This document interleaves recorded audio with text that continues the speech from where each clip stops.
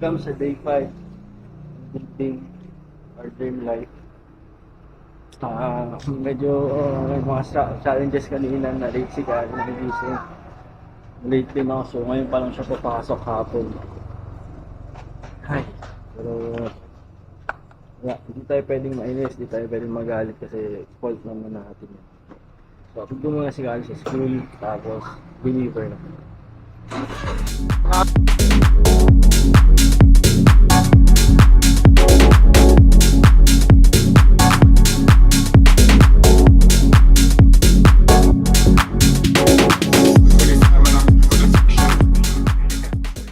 And so ngayon, prepare na ako, nahatid ko na si Kali.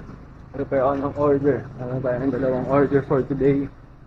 Tapos, yun, naglilinis nga din pala ako sa kusina sa likod. Kaya medyo busy ngayon. Kahit late na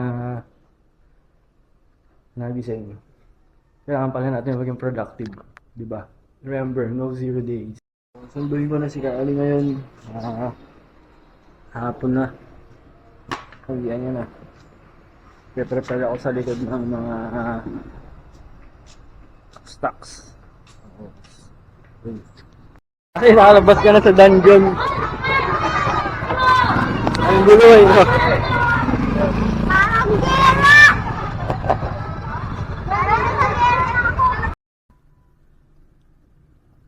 So, nakauwi na ulit ako galing sa delivery.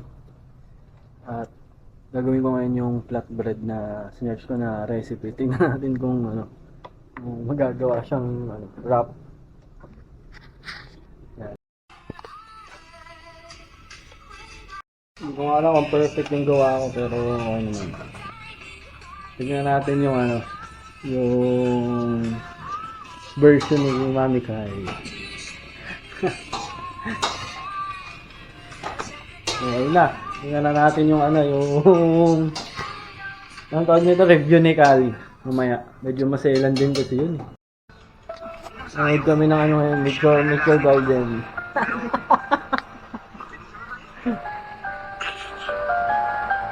Dito ka na sa kama ko, nasa sunod. Hanap yan, oh. Dinner time. Ang ulam naman ay lechon manok. Tapos yung ginawang wrap kanina. Lettuce.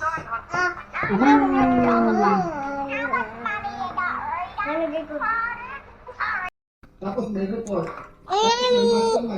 Si Abby ng yogurt. Ha?